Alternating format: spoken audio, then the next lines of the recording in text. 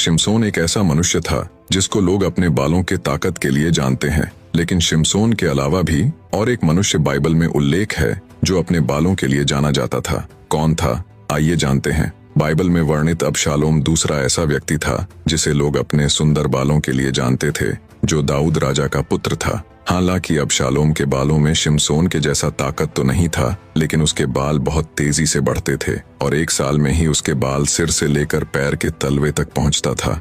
और जब भी वह अपने सिर के बाल साल में एक बार कटवाता था और काटने के बाद जब बालों का वजन किया जाता था तो उसका वजन शाही मानक के अनुसार 200 शेकेल होता था, यानी कि लगभग 2.28 किलोग्राम होता था। और दिलचस्प बात यह है कि जैसे शिमशोन का बाल उसके पतन का कारण बना, वैसा ही अबशालोम का पतन का कारण भी उसी का ही बाल बना। 2. आज वर्तमान में मुंबई, दिल्ली, कलकत्ता जैसे कई बड़े शहरों को हम जानते हैं, लेकिन क्या आप जानते हैं कि बाइबल में उल्लेख धरती का पहला शहर का नाम क्या था और किसने बनाया था? यहाँ पर अगर आप सोच रहे हैं कि धरती का पहला शहर मिस्र, बेबीलोन या मेसोपोटामिया था, तो आप गलत हैं, क्योंकि ये शहरें तो बहुत सदियों बाद बनाई गई थी। धरती का पहला शहर कौन सा था, पहला शहर का नाम क्या था और किसने बनाया था, आइए जानते हैं। बाइबल के अनुसार धरती का पहला शहर का नाम हनोक था, जिसे आदम के पुत्र कैन द्वारा बनाया गया था और उसने अपने बेटे के नाम पर उस शहर का नाम हनोक रखा।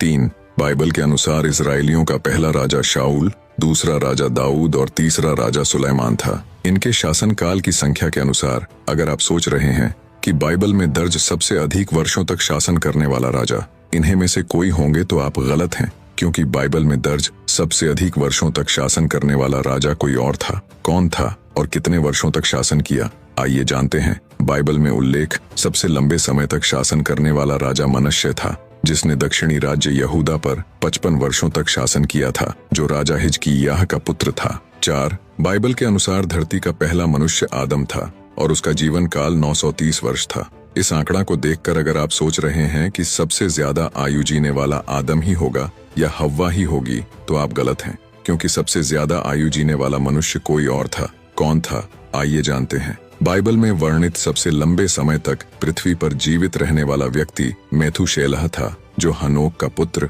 लेमेक का पिता और नूह का दादा था। उत्पत्ति 5:27 के अनुसार 969 वर्ष की आयु तक पृथ्वी पर जीवित रहा। 5. यीशु के 12 शिष्यों में से एक शिष्य ऐसा भी था जो विवाहित था। कौन था और बाइबल में उसका उल्लेख किस अध्याय में मिलता है, आइए जानते हैं। यीशु के 12 शिष्यों में से प्रेरित पतरस विवाहित था। ये वही पतरस था जिसका नाम यीशु ने शिमोन से पतरस किया था।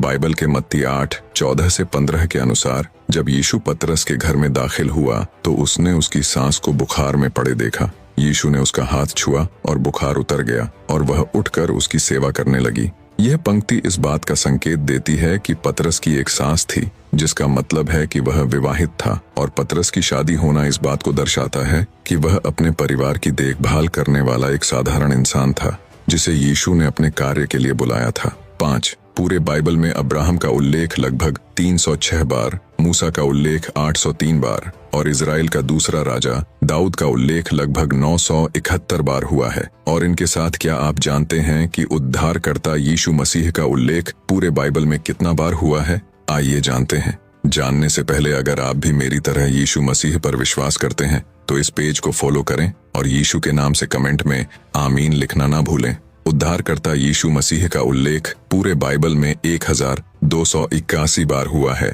और इसके साथ ईश्वर के स्वर्गीय नाम यहोवा नाम का उल्लेख लगभग 6828 बार हुआ है।